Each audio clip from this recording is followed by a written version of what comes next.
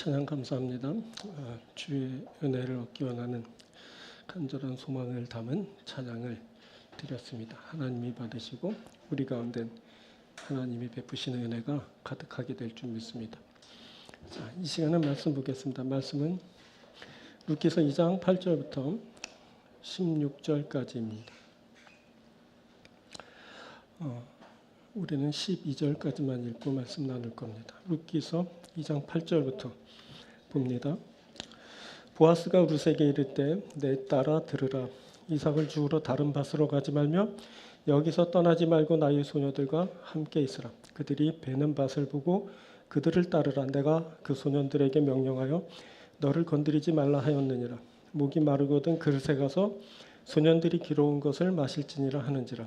룻이 엎드려 얼굴을 땅에 대고 절하며 그에게 이르되 나는 이방 여인이거늘 당신이 어찌하여 내게 은혜를 베푸시며 나를 돌보시나이까 하니 보아스가 그에게 대답하여 이르되 네 남편이 죽은 후로 내가 시어머니에게 행한 모든 것과 내 부모와 고국을 떠나 전에 알지 못하던 백성에게로 온 일이 내게 분명히 알려졌느니라. 여호와께서 내가 행한 일에 보답하시기를 원하며 이스라엘의 하나님 여호와께서 그의 날개 아래에 보호를 받으러 온 내게 온전한 상 주시기를 원하노라 하는지라. 아멘. 자,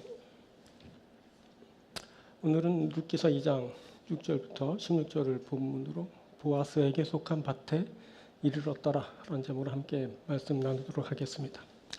오늘 본문 3절은 룻이 보아스의 밭에 이르렀다고 합니다. 룻이 가서 베는 자를 따라 밭에서 이삭을 줍는데 우연히 엘리멜렉의 친족 보아스에게 속한 밭에 이르렀더라. 룻이 보아스의 밭에 이르렀습니다. 룻이 보아스의 밭에 이르렀단 말씀을 지난주에 우리가 한 차례 나누었습니다.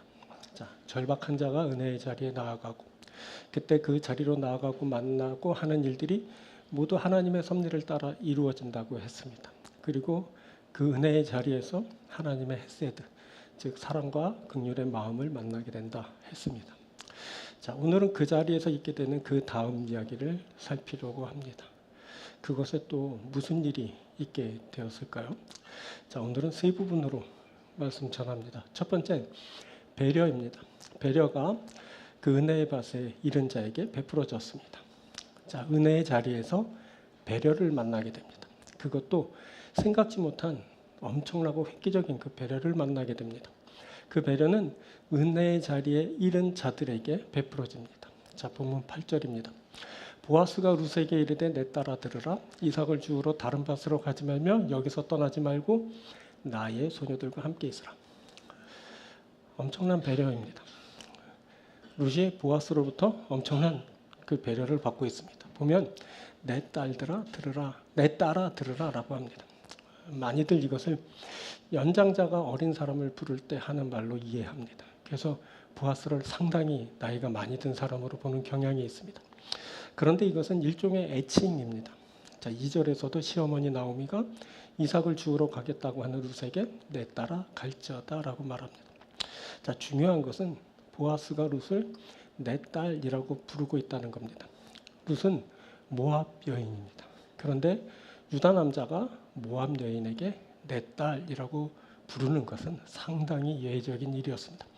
그때 보아스가 모압 여인 룻을 배려하고 있었습니다. 엄청난 배려죠. 보아스가 보니까 따뜻한 마음을 가졌습니다. 그 따뜻한 마음을 가진 보아스가 룻을 친밀히 여기면서 내 딸이라고 부르고 배려하고 있습니다. 그리고 이삭을 주우러 다른 밭으로 가지 말라라고 합니다. 자, 이삭 줍기 위해 서로 경쟁하는 구도입니다. 힘에 의해 밀려나고 그러면 이삭을 줍지 못할 수도 있습니다. 그때 이삭을 줍기가 쉽지 않았던 겁니다. 거기에 룻이 이방인입니다. 이방인에게 이삭 줍는 기회가 오지 않을 수도 있습니다. 그런데 보아스가 이삭을 주우러 다른 밭으로 가지 말라라고 합니다. 아주 큰 배려입니다. 룻이 이삭을 줄 기회를 얻었습니다. 그때 보아스가 룻을 그렇게 배려하였습니다. 그리고 여기서 떠나지 말고 나의 소녀들과 함께 있으라라고 합니다. 자, 모압 여인이었던 룻에게는 함께할 친구가 없었습니다. 무슨 일이든 함께하면 더 수월하고 힘도 나고 성과도 나지 않습니까? 그런데 룻에게는 그렇게 함께할 수 있는 자가 없었습니다. 그 넓은 그 생소한 밭에 홀로 이삭을 죽고 있었던 겁니다. 보아스가 이것을 보았습니다. 그래서 룻에게 자신의 소녀들과 함께 할 수 있도록 배려한 겁니다. 이건 역시 엄청난 배려입니다. 자, 보아스의 배려는 이어지는 구절에서도 계속됩니다. 그들이 베는 밭을 보고 그들을 따르라. 내가 그 소년들에게 명령하여 너를 건드리지 말라 하였느니라. 목이 마르거든 그릇에 가서 소년들이 기르는 것을 마실지니라 하느니라. 여기 그들이 베는 밭을 보고 그들을 따르라 라는 말이 나옵니다. 곡식 베는 자들을 따르게 한 겁니다. 이것은 그들을 따르면서 이삭 죽을 기회를 얻으라 라는 겁니다. 보아스는 그때 룻에게 기회를 제공하였습니다. 이건 역시 배려입니다. 그리고 너를 건드리지 못하게 했다라고 합니다. 그때 남자들 틈에서 좋지 않은 일을 당할 수 있습니다. 그 땅에 힘 있는 보호자가 없었던 모압 여인 룻이 험한 일을 당할 수도 있는 겁니다. 보아스가 이것을 인식하고 보호 차원에서 먼저 손을 써놓았습니다. 이건 역시 속 깊은 배려입니다. 그리고 목마르거든 소년들이 기러운 물을 마시라라고 합니다. 이삭을 줄 때 목이 많이 말랐을 겁니다. 룻은 그때 어디서 물을 얻어 마실 수 있는 그런 형편이 아니었습니다. 그런데 보아스가 자신의 소년들이 기러운 물을 마시게 조치해 주었습니다. 아주 귀한 배려입니다. 자, 이상 살핀 모든 것이 룻이 이삭을 주었던 그 밭에서 이루어진 일입니다. 그때 룻이 그 밭에서 이 모든 유익을 얻었습니다. 모두 보아스의 배려 덕입니다. 보아스가 그렇게 룻을 배려하였습니다. 그런데 정작 그 배려를 받은 룻은 왜 자신에게 이런 일이 있게 되었는지를 알지 못합니다. 룻이 자신은 이방 여인인데 어찌 이런 은혜를 베풀고 돌보아 주느냐라고 합니다. 룻이 엎드려 얼굴을 땅에 대고 절하며 그에게 이르되 나는 이방 여인이거늘 당신이 어찌하여 내게 은혜를 베푸시며 나를 돌보시나이까. 룻이 배려를 받으면서 또 그것을 이상하게 생각합니다. 모압 여인인 자신에게 그런 은혜가 베풀어지는 것을 이해하지 못합니다. 어떻게 자신 같은 이방 여인을 이렇게 배려하는지 알지 못하는 겁니다. 그때 룻에게 영문도 모르게 은혜가 임했습니다. 까닭없는 배려가 룻에게 베풀어졌습니다. 자, 은혜가 영문도 모르게 임합니다. 영문도 모르는 사이에 배려가 있게 됩니다. 룻은 자신과 같은 이방 여인에게 은혜를 베풀어주고 돌봐주는 것에 대해서 분에 넘치는 그 호의로 생각합니다. 그래서 어쩌면 나 같은 자에게 이런 은혜를 베푸시냐고 하면서 그 은혜를 감당할 길이 없어 합니다. 자, 다시 시편 8편에서 이렇게 고백합니다. 사람이 무엇이기에 주께서 그를 생각하시며 인자가 무엇이기에 주께서 그를 돌보시나이까. 또 144편에서도 이와 비슷한 고백을 하고 있습니다. 여호와여 사람이 무엇이기에 주께서 그를 알아주시며 인생이 무엇이기에 그를 생각하시나이까. 다윗은 자신을 그렇게 생각해 주시고 알아주시고 돌봐주시는 것에 대해 감격해하면서 또 그것을 자신에게는 너무나 과분한 은혜로 여기면서 그것을 감당할 길이 없어 했습니다. 자, 다윗은 후에 선지자 나단을 통해 자신을 축복하시는 하나님께 주 여호와여 나는 누구이오며 내 집은 무엇이기에 나를 여기까지 이르게 하셨나이까 라고 하면서 그 은혜에 감격해하기도 했습니다. 다윗은 자신에게 어떻게 그렇게 귀한 은혜가 임했는지를 알지 못했고 다만 그 받은 은혜에 대해서 감격하고 감사하였습니다. 이렇게 나도 모르는 사이에 임하는 은혜가 있습니다. 실은 은혜는 나도 모르는 사이에 임하게 됩니다. 하나님이 베푸시는 것이기 때문에 그렇습니다. 자, 그것은 하나님의 사랑과 긍휼, 헤세드입니다. 하나님의 사랑과 긍휼이 사람에게 베풀어집니다. 하나님의 사랑과 긍휼이 은혜의 밭에 나온 사람에게 베풀어집니다. 그때 하나님의 배려가 은혜의 밭에 이른 룻에게 베풀어졌습니다. 그때 룻이 부모와 고국을 떠나 전에 알지 못하던 백성에게로 온 일이 보아스에게 분명히 알려졌습니다. 11절 보아스가 그에게 대답하여 이르되 내 남편이 죽은 후로 내가 시어머니에게 행한 모든 것과 내 부모와 고국을 떠나 전에 알지 못하던 백성에게 온 일이 내게 분명히 알려졌느니라. 자, 여기서 중요한 것은 룻이 고국을 떠나 전에 알지 못하던 백성에게로 왔다라는 겁니다.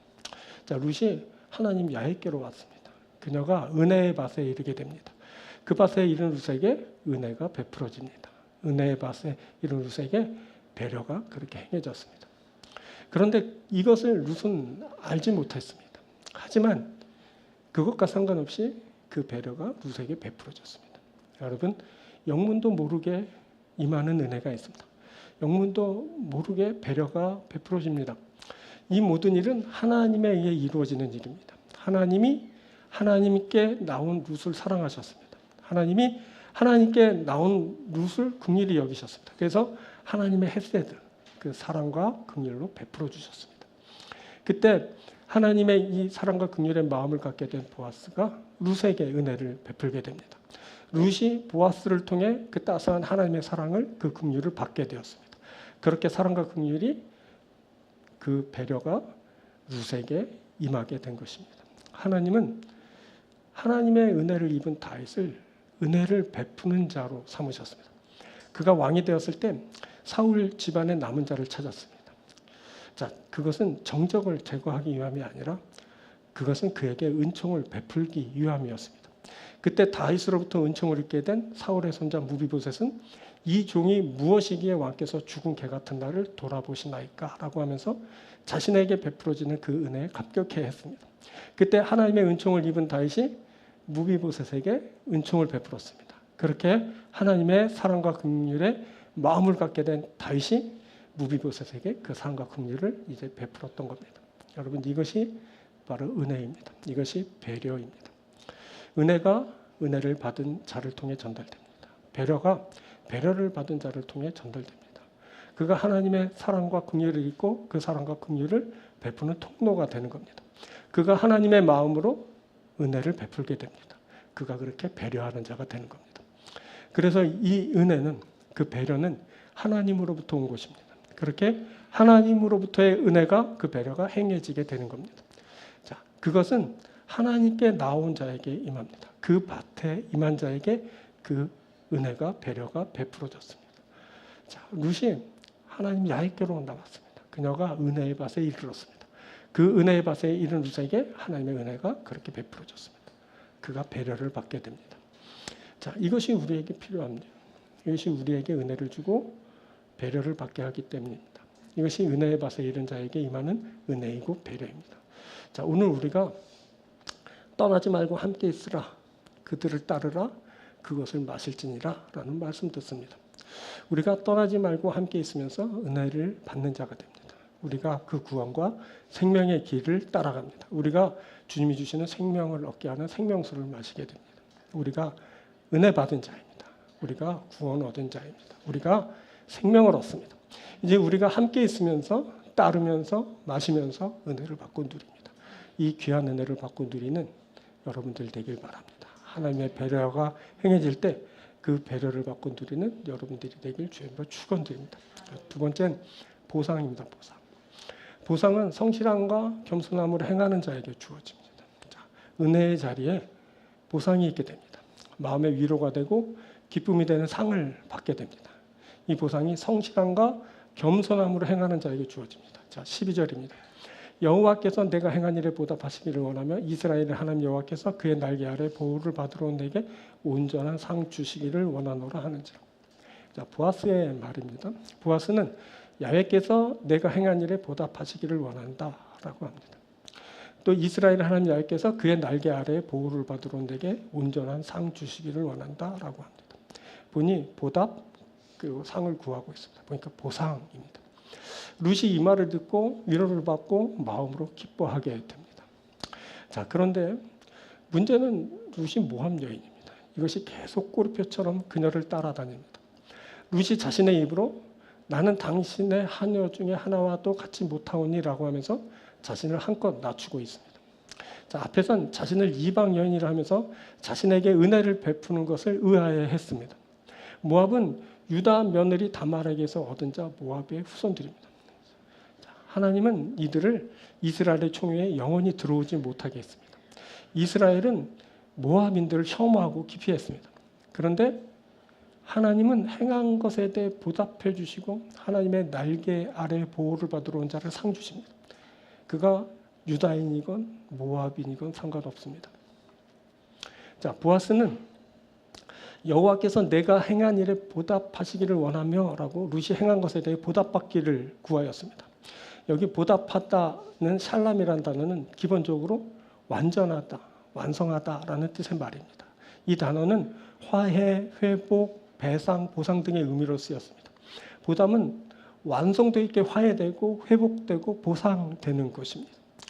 자, 창세기는 하나님이 천지를 창조하신 것을 말하면서 하나님이 지으신 그 모든 것을 보시니 보시기에 심히 좋았더라라고 기록하고 있는데, 이것은 하나님에 의해서 창조된 것에 대한 하나님의 반응을 말한 것입니다. 하나님이 지으신 것을 보실 때 보시기에 심히 좋았습니다. 하나님이 완전한 것을 보시고 완전하게 반응하신 것입니다. 자, 이것이 샬람, 보답하는 것입니다. 완전한 것을 보고 완전하게 반응하는 것입니다. 자, 이 완전함이 완전한 반응을 통해 완성됩니다. 이것이 완전하다, 완성하다라는 뜻의 보답입니다. 자, 이것은 하나님에 의해 주어진 것입니다. 하나님의 반응으로 있게 된 것입니다. 야훼께서 사람이 행한 것에 대해 완전함으로 보답하시는 겁니다. 그렇게 룻이 행한 일에 대해서 하나님이 반응하셨습니다. 자, 이것은 사람의 그것과 구별되는 것입니다. 사람에 의한 것이 아닙니다. 사람의 판단이나 반응이 아닙니다. 하나님이 판단하시고 반응하신 것입니다. 이것이 성경에서 말하는 보답입니다. 그러면 어떤 것이 하나님의 보시기에 좋았을까요? 자세히 보니 은혜의 밭에 이른 것이, 이 이른 룻이 성실함과 겸손함을 갖추었습니다. 자, 보아스가 사안에게 이는 누구의 소녀냐라고 물을 때 사안은 룻을 모압 소녀입니다 라고 말하고는 묻지도 않은 말을 막 덧붙여 말합니다. 볼까요? 6절부터. 이는 나오미와 함께 모압 지방에서 돌아온 모압 소녀인데 그의 말이 나로 베는 자를 따라 단사에서 이삭을 죽게 하소서 하였고 아침부터 와서는 잠시 집에서 쉰 후에 지금까지 계속하는 중이니이다. 그가 아주 막 신났습니다. 마치 이런 사람 처음 봅니다 라고 말하는 것처럼 들립니다. 아침부터 와서 잠시 쉰 것을 제외하고는 저렇게 열심히 일하고 있습니다 라고 말합니다. 자, 여기서 룻의 성실성을 보게 됩니다. 그녀가 성실합니다. 자, 그리고 보아스가 룻을 만나 배려하는 말을 할 때 그녀가 보아스 앞에 납작 엎드렸습니다. 그러면서 룻은 자신을 이방 여인이라 하면서 어찌하여 내게 은혜를 베푸시냐고, 어찌하여 나를 그렇게 돌보시냐고 보아스 앞에서 그렇게 자신을 한껏 낮추었습니다. 이것은 룻의 겸손을 말하는 겁니다. 그녀가 자신을 땅의 흙처럼 낮출 수 있는 겸손함을 지녔습니다. 자, 이것이 하나님 보시기에 좋았습니다. 룻의 성실함이, 그 겸손함이 하나님 보시기에 좋았던 겁니다. 룻은 사랑받을 만한 자였습니다. 그녀가 사랑받을 수밖에 없는 성품을 지녔습니다. 그녀가 사랑하지 않을 수 없도록 행동합니다. 성실하고 겸손한 룻에게 하나님으로부터의 보답이 있게 됩니다. 여러분, 은혜는 값없이 주어집니다. 자, 그 값없이 주어진 은혜가 임할 때 그 은혜를 담을 수 있어야 됩니다. 아니면 다 사라져버리고 마는 겁니다. 그러니까 어떻게 담는 겁니까? 그것은 바로 성실함과 겸손함을 갖추는 겁니다. 이 성실함과 겸손함은 축복하고 싶은 마음을 갖게 합니다. 그래서 성실함과 겸손함을 갖추니까 사랑을 받게 됩니다. 그리고 성실함과 겸손함은 은혜를 가두는 역할을 합니다. 그 은혜가 내게 머물게 하는 겁니다. 성실함과 겸손함을 갖춘 자가 은혜를 담게 되는 겁니다. 또 보아스는 이스라엘의 하나님 여호와께서 그의 날개 아래서 보호를 받으러 온 내게 온전한 상 주시기를 원하노라 라고 구했습니다. 자, 룻이 날개 아래에 보호를 받으러 왔습니다. 여기 날개, 카나프라는 단어는 덮는다, 감춘다라는 의미의 말입니다. 자, 시편 17편에서 다윗은 주의 날개 그늘 아래 감춰서 생명을 구하기를 간구하였습니다. 볼까요? 17장 8절부터 17편 8절부터 나를 눈동자같이 지키시고 주의 날개 그늘 아래에 감춰서 내 앞에서 나를 압제하는 악인들과 나의 목숨을 노리는 원수들에게서 벗어나게 하소서. 다윗을 노리는 자들이 있었습니다. 그들에게서 벗어나길 구할 때 다윗은 주의 날개 그늘 아래에서 감추어지길 구했습니다. 자, 이렇게 날개는 덮는다, 감춘다라는 의미로 사용되었습니다. 어미닭이 어린 병아리를 자신의 날개 아래 보호하는 것처럼 하나님의 날개 그늘 아래 백성들을 품고 감추시고 보호하십니다. 자, 본문에서 보아스는 이스라엘의 하나님 여호와께서 그의 날개 아래에 보호를 받으러 온 내게 온전한 상 주시기를 원하노라 라고 간구합니다. 그의 날개 아래에 보호를 받으러 온 내게, 그렇게 덮어 감추어 보호하실 것을 기대하는 말인 겁니다. 자, 신명기 32장에서는 독수리가 날개를 펴서 새끼를 받고 그의 날개 위에 그것을 엎는다는 표현이 나옵니다. 볼까요? 신명기 32장 11절부터 마치 독수리가 자기의 보금자리를 어지럽게 하며 자기의 새끼 위에 너풀거리며 그의 날개를 펴서 새끼를 받으며 그의 날개 위에 그것을 엎는 것 같이 여호와께서 홀로 그를 인도하셨고 그와 함께한 다른 신이 없었도다. 여기서 주의 깊게 보는 단어가 하나 있는데 바로 너풀거리다라는 단어입니다. 너풀거리다, 라프라는 단어는 맴돌다, 비상하다라는 의미의 말입니다. 이 말은 어미 독수리가 새끼들이 완전히 낳을 수 있을 때까지 주위를 맴돌며 지켜 보호하고 양육 훈련하는 행위를 묘사한 것입니다. 실제로 어미 독수리는 새끼 주변을 맴돌며 새끼들이 제대로 날지 못하여 아래로 떨어질 때 밑으로 극강화하면서 낚아채어 추락사로부터 지킨다고 합니다. 자, 이 말은 하나님이 그렇게 자신의 날개를 너풀거리며 백성 위를 맴돌며 극강하고 때로는 비상하기도 하면서 날개를 받고 업으면서 그렇게 보호하시고 기르신다라는 말입니다. 자, 이 너풀거리다라는 라프라는 단어가 창세기 1장 2절에서 쓰였습니다. 땅이 혼돈하고 공허하며 흑암이 깊음 위에 있고 하나님의 영은 수면 위에 운행하시니라. 여기서 너풀거리다라는 말이 태초부터 있었던 하나님의 영의 움직임을 묘사하는 데 쓰였습니다. 하나님의 영은 수면 위에 운행하시니라. 이때 운행하시니라 할 때 운행하다는 단어가 바로 너풀거리다의 라프라는 단어입니다. 그때 하나님의 영이 세상을 덮고 움직이는 그것, 바로 그것이 날개로 덮고 너풀거리는 것과 같은 것입니다. 자, 그때 룻이 하나님의 날개 아래 보호를 받으러 왔습니다. 하나님이 룻을 날개로 덮고 보호하실 겁니다. 하나님의 날개로 그녀를 받으시고 업으시면서 보호하실 겁니다. 이제 룻이 하나님의 날개 아래서 보호를 받습니다. 그녀에게 생명을 구하는 일이 있게 됩니다. 자, 룻기의 시대적 배경인 사사시대 모세의 손자 요나단은 단지파의 제사장으로 세워졌는데 그가 하나님을 몰랐습니다. 그래서 그가 사람이 세운 우상을 하나님으로 섬겼습니다. 그가 그 위대한 지도자 모세의 손자이고 화려한 신전의 신상 앞에 서서 제사장의 에봇을 걸치고 겉모습은 그럴듯하지만 그가 야훼를 하나님으로 섬기지 않았습니다. 그가 있는 신전은 거대하고 신상은 번쩍였지만 그곳에는 하나님이 계시지 않았습니다. 결국 모세의 자손들은 계속 제사장으로 일하면서 백성들을 우상을 섬기게 하고 끝내 그들을 포로로 붙들려가게 하였습니다. 이에 반해 룻은 이방인이고 거기에 유다인이 혐오하고 기피하는 모압인이었습니다. 그것도 모자라 그가 여인이고 망한 집안의 과부였습니다. 그런데 그녀가 하나님 야훼의 날개 아래로 들어왔습니다. 이방 모압 여인 룻이 하나님 야훼를 섬깁니다. 그녀가 남루한 옷을 거치고 먹을 것이 없어 남의 밭에서 이삭을 줬지만 그녀가 하나님 야훼와 함께합니다. 그녀가 하나님 야훼의 날개 아래 거합니다. 그런 룻에게 하나님이 보답하여 주십니다. 상을 베풀어 주십니다. 그녀가 사는 것은 힘든데 은혜가 넘칩니다. 이제 룻에게 은혜가 모이기 시작합니다. 그녀가 곧 넉넉해집니다. 룻이 하나님의 날개 아래 거합니다. 거기에 그녀가 성실하고 겸손합니다. 그런 그녀의 모습이 하나님 보시기에 좋습니다. 하나님이 하나님의 완전함으로 보상하여 주시게 됩니다. 룻이 하나님의 날개 아래로 들어왔습니다. 하나님의 날개 아래 들어온 그녀를 감싸주십니다. 너풀거리며 그 날개로 받으시고 또 비상하게 하실 것입니다. 여러분, 이게 보상입니다. 하나님이 하나님의 완전함으로 보상하여 주시고 하나님이 온전한 상을 베풀어 주시는 겁니다. 룻이 성실함으로 겸손함으로 행한 것에 대한 보답을 받습니다. 룻이 하나님의 날개 아래서 온전한 상을 받게 됩니다. 이제 그녀가 위로를 받고 마음이 기쁘게 됩니다. 자, 13절. 룻이 이르되 내 주여 내가 당신께 은혜 있기를 원하나이다. 나는 당신의 하녀 중에 하나와도 같이 못하오나 당신이 하녀를 위로하시고 마음을 기쁘게 하는 말씀을 하셨나이다. 위로하시고 마음을 기쁘게 하는 말씀을 하셨다는 겁니다. 그녀가 지금 위로를 받았고 마음이 기쁘게 되었습니다. 자, 이것이 우리에게도 있게 됩니다. 하나님과 사람 앞에서 성실하고 겸손한 우리를 하나님께서 하나님의 완전함으로 보답하여 주실 겁니다. 하나님의 날개 아래에 거하는 우리에게 하나님께서 온전한 상으로 축복하여 주실 겁니다. 이제 우리에게도 마음의 위로와 기쁨이 넘치게 됩니다. 우리가 하나님으로부터 보답을 받습니다. 우리가 하나님으로부터 상을 받습니다. 그래서 우리가 위로를 받고 기쁨을 누리게 됩니다. 여러분, 이것이 반드시 여러분에게 있게 될 겁니다.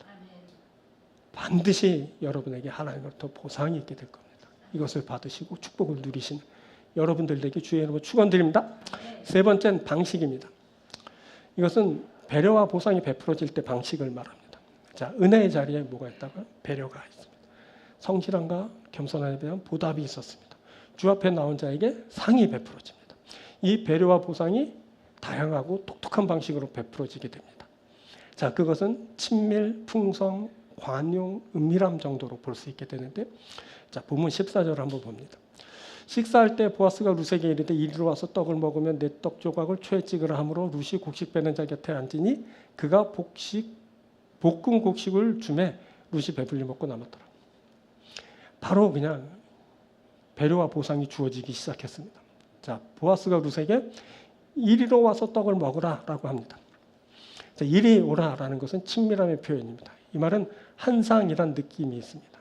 보아스와 룻이 한 상에서 먹습니다. 자, 유다의 유력자와 모압 여인 룻이 한 상에서 먹는다고, 자, 몹시 어색한 조합이 있게 됩니다. 그래서인지 룻은 좀 떨어져 보이는 곡식 베는 자 곁에 앉았습니다. 보니까 그 상은 곡식 베는 자들을 위한 상이었던 것 같습니다. 근데 초대받지도 않은 룻이 그곳에 있게 됩니다. 엄청난 일이 그곳에 있게 된 겁니다. 중요한 것은 뭐냐면 이리로 오라고 부른 겁니다. 친밀함을 위한 거죠. 부를 때 그 자리로 가게 됩니다. 그곳에 뭐가 있게 되냐면 이리로 와서 함께 먹는 일이 있게 됩니다. 배려가 있었습니다. 자, 보아스가 또 룻에게 내 떡을 초에 찍으라라고 합니다. 초. 자, 음식을 맛있게 하는 소스일까? 당시 일반인들이 포도주 같은 것이 씌워져서 초산을 함유하게 된 것에 음식을 찍어 먹었다고 합니다. 일종의 식초를 말하는 겁니다. 또 어떤 이는 더위시키는 방법으로 그렇게 먹었을 거라고 주장합니다. 밭일 하느라고 더워진 몸을 시원하게 하는 시도일까요? 그런데 초가 더위를 식히게 하나요? 동남아 같은 더운 지방의 음식이 신 것이 이것과 관련이 있을까? 그렇게 잠시 생각했습니다. 오이 냉국이 그래서 신 건가?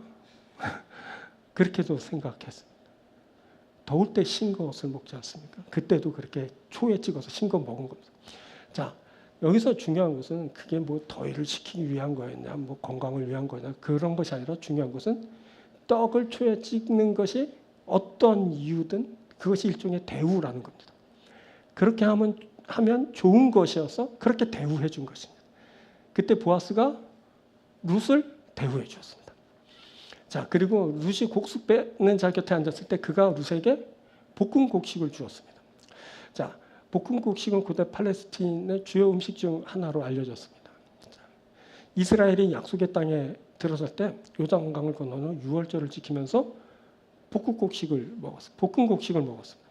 자, 소년 다윗이 골리앗이 이끄는 블레셋이 쳐들어왔을 때 아버지 심부름으로 이 볶은 곡식을 가지고 형들을 면회 갔습니다. 자, 아비가일이 남편 나발을 치러 오는 다윗을 영접했을 때 이 볶은 곡식을 준비해서 갔습니다. 아들 압살롬이 반역을 일으켜 다윗이 피난길에 올랐을 때 소비와 마길과 바르실레가 볶은 곡식을 가지고 와서 다윗을 영접하며 다윗과 백성들로 먹게 하였습니다. 자, 보면 모두 중요한 곳에 중요한 사람을 위해 볶은 곡식이 준비되었다는 것을 알게 됩니다. 본문에서는 이 볶은이란 표현이 그렇지 않은 것과 구별되면서 그때 룻이 받아먹은 음식이 품질이 좋은 음식이었다는 것을 말해주는 겁니다. 여러분, 고퀄이란 말 들어보셨습니까? 한자 높을 고에 품질을 뜻하는 영어 퀄리티가 합해진 신조어인데, 자, 높은 품질, 고품질을 뜻하는 말입니다. 그때 룻이 먹게 된 음식이 바로 고퀄이었습니다. 고퀄리티. 품질 좋은 그런 볶음 곡식을 먹게 됩니다. 이는 그때 룻이 상당히 대접을 받았다라는 것을 말해주는 겁니다. 그리고 그때 룻이 배불리 먹었습니다. 자, 배불리 먹고도 남았습니다. 배불리 먹었다는 것은 포식했다는 말이고, 또 먹고 남았다, 이것은 풍성함을 뜻하는 겁니다. 그때 풍성함이 그곳에 있었습니다. 이 풍성함은 여러분 은혜이고 보상입니다. 자, 14절 한 절만 보아도 친밀함, 시원함, 고품질의 그 풍성함의 배려와 보상이 있었다는 것을 알게 됩니다. 자, 이어지는 15, 16절에서도 룻을 위한 배려와 보상이 계속됩니다. 자, 이제는 룻에게 곡식단 사이에서 죽게 합니다. 그에게 곡식단 사이에서 죽게 하고 이렇게 말이 나오거든요. 룻이 곡식단 사이에서 죽습니다. 이것은 추수가 다 끝난 뒤 멀리 떨어진 곳에서 그렇게 죽지 않는 겁니다. 이제는 추수의 결실이 있는 그 단 사이로 가서 아주 가까이 접근해서 곡식을 죽게 되는 것을 말하는 겁니다. 뭐 이런 이삭 죽기가 다 있습니다. 뭐 이런 배려가 다 있을까요? 그런데 그렇게 하라고 명령이 떨어졌습니다. 유력자 보아스가 자신의 밭에서 자기 마음대로 그렇게 하라고 명령 내렸습니다. 근데 더 이상한 건 그 다음에 나옵니다. 룻을 위해서 곡식 다발에서 곡식을 조금씩 뽑아버리라는 명령이 떨어졌습니다. 해도 정말 너무했습니다. 이제 본격적으로 이제 룻을 편애하는 일이 벌어지게 됩니다. 곡식을 다발해서 뽑아 흘리는 겁니다. 그럼 룻이 따라오면서 그거 죽는 거죠. 이삭 죽기가 아니죠. 그렇죠? 너무너무 이상한 일이 그곳에서 벌어지고 있습니다. 요즘 같으면 당장 다른 이삭 죽던 사람들이 막 이의를 제기했을 겁니다. 비리라고, 불법이라고, 봐주기라고, 고발하고 막 난리가 아니었겠죠. 그런데 그때 그랬습니다. 어떻게 그런 일이 벌어졌을까요? 은밀하게 행해졌거든요. 아무도 모릅니다. 아무도 모르는 사이에 그렇게 곡식이 뽑아 뿌려졌습니다. 자, 이것은 룻을 위한 맞춤 배려입니다. 룻도 사실은 그것은 몰랐습니다. 자신을 위해 그렇게 곡식이 뽑혀져 뿌려진 것을 알았다면 그녀가 얼마나 자존심 상했을 겁니까? 뭐야, 이거 나 동정하는 거야? 날 그지로 하는 거야? 날 이방인이라고? 이건 뭐 왜 이러는 거야? 자존심 상해서 이삭 죽는 것도 못해 먹겠다 그러면서 돌아갔을지도 모릅니다. 그런데 그 일이 룻도 모르게 진행되었습니다. 아주 은밀하게 행해진 겁니다. 그래서 룻이 그렇게 이삭을 죽을 수 있었습니다. 이게 배려인 겁니다. 남을 도울 때는 있잖아요. 남의 자존심 건드리지 않으면서 해야 됩니다. 막 공개정에서 공치사하면서 광고하면서 하면 그거 아쉬워서 받기는 받겠지만 고마워하지 않습니다. 돌아서서 욕하죠. 은밀하게 하는 거예요. 은밀하게. 모르게. 그래야 그게 정말 배려가 되고 은혜가 되는 거죠. 왼손이 하는 것을 오른손이 모르게 할 수 있어야 됩니다. 자, 그리고 룻을 책망하지 말라라는 명이 떨어집니다. 그리고 또 다음 절에서 꾸짖지 말라라는 말이 있게 됩니다. 앞에 책망하지 말라라는 말은 창피를 주어 부끄럽게 하지 말라는 말이고 뒤에 꾸짖지 말라는 말은 꾸짖어 좌절시키지 말라라는 뜻입니다. 이것은 일종의 관용을 나타내는 말입니다.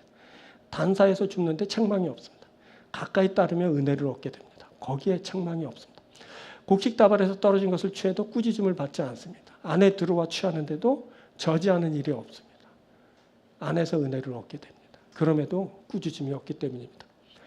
보니까 14, 15, 16절에 걸쳐서 룻을 향한 엄청난 배려와 보상이 베풀어졌습니다.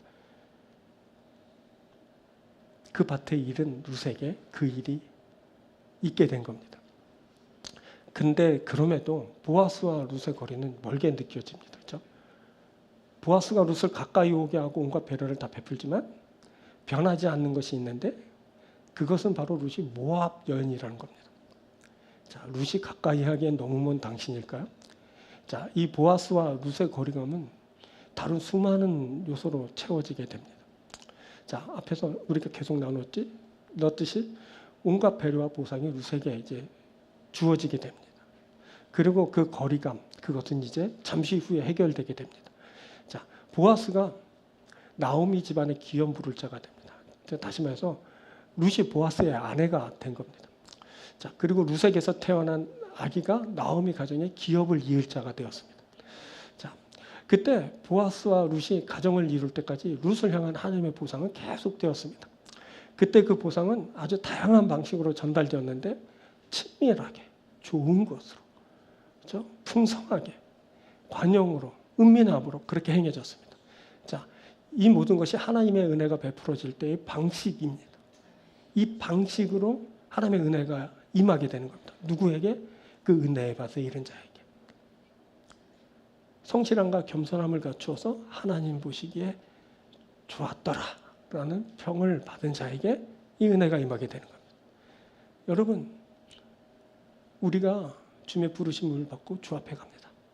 우리가 주 앞에 있습니다. 지금. 우리가 주님과 친밀합니다. 우리가 주님과 한 상에서 먹습니다.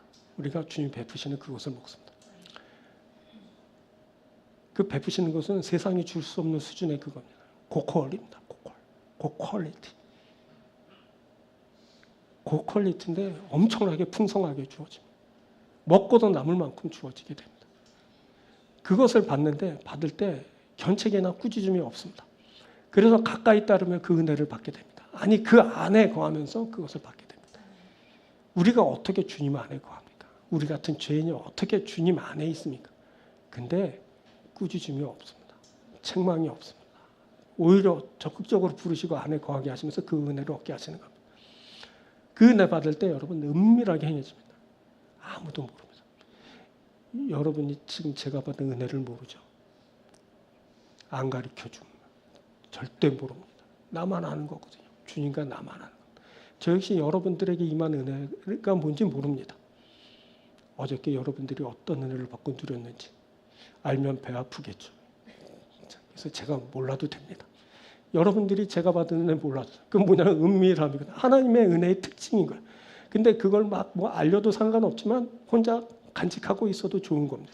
주님과 나만의 비밀 이래도 좋은 거죠.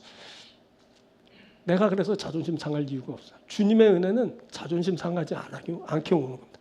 사람의 은혜는 자존심 팍팍 상하게 옵니다. 왜냐하면 그 인간은 생색을 내거든요. 꼭 주고 너만 나만 아는 거야 그래놓고 TV에 광고하고 신문에 내고 막 그러죠. 그게 사람 주는 은혜의 특징이거든요. 근데 하나님의 은혜는 그렇잖아요. 아주 은밀하게 그냥 너만 알고 있어. 그리고 꾹 찔러주는 겁니다. 그거 여태껏 안 받아보셨나요? 그거 앞으로 받게 될 겁니다. 꾹 찔러주는 은밀함의 은혜 여러분도 꼭 받게 되길 바랍니다. 그래서 뭐냐면 그 기쁨을 알 자가 없습니다. 우리 서로 받은 그 기쁨 알 자가 없도다. 네? 알 수가 없거든요. 은혜입니다. 그래서 우리가 지금 뭐 하는지 아십니까? 하나님 앞에 나가는 겁니다. 그래서 우리가 은혜 받을 자입니다. 우리가 하나님의 방식대로 그 은혜를 얻습니다. 이 은혜를 얻는 여러분들에게 주님을 축원드립니다. 자, 말씀 맺겠습니다. 우리가 하나님의 은혜의 밭으로 나아갑니다. 우리가 그곳에서 배려를 받습니다. 우리가 알 수 없는 그 엄청난 배려를 받습니다. 하나님이 우리를 배려하십니다. 우리가 그 은혜를, 그 배려를 받는 겁니다. 우리가 그 하나님의 은혜의 자리로 나갑니다. 그때 우리가 성실하고 겸손합니다. 그래서 우리에게 보답과 상이 주어지게 됩니다. 그것은 하나님에 의해서 주어지는 겁니다. 그것은 그 어떤 것보다 완성도 있는 것입니다. 우리가 그 완성도 있는 보상받습니다. 우리가 보상받습니다. 우리가 그것을 하나님의 방식대로 받습니다. 아주 다양하게 그 은혜는 그 상은 우리에게 주어집니다. 친밀함에 풍성함에 좋은 것으로 은밀함으로 그 보상을 우리가 얻게 될 겁니다. 사랑하는 여러분들, 이 은혜 받는 여러분들 되길 바라고 은혜를 누리게 되길 바라고 또 주신 은혜를 따라 은혜를 베푸는 자가 되길 바랍니다. 하나님이 여러분들을 사랑하십니다. 기도하겠습니다.